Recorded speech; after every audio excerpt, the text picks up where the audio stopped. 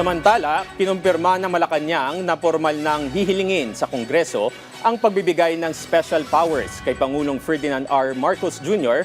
para mabawasan ang excise tax sa langis.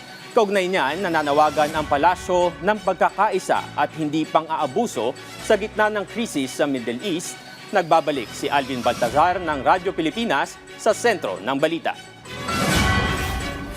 Nasa may 54 na mga gasolinahan na sinasabing iligal na nagtaas sa presyo ng kanilang petroleum products ang pinadala na ng SOCOS order ng Energy Department.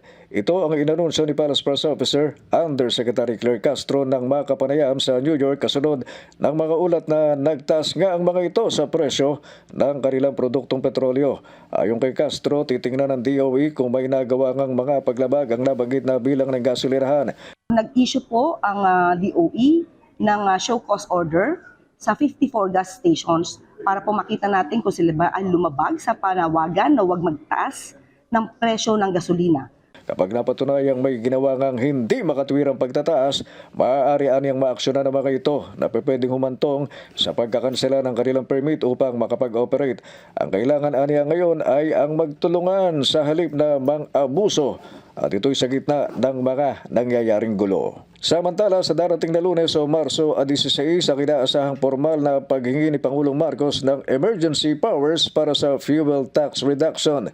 Sinabi ni Castro na ipapadaan ang kahilingan sa Department of Energy na siyang magsusumite sa 2 kapulungan. According to Secretary Garin, nakausap po natin sila, nakikipag-ugnayan po sila at ang panawagan po ito ay gagawin po itong Lunes na po. Sa gitna na din ito ng nagpapatuloy na sigalot sa gitnang silangan na hindi maiwasang magkaroon ng epekto sa halaga ng gasolina at iba pang petroleum products. Sa ngayon ay may nagaganap na ani Castro na pakikipag-ugnayan para sa target na matapyasan ng excise tax sa mga produktong petrolyo.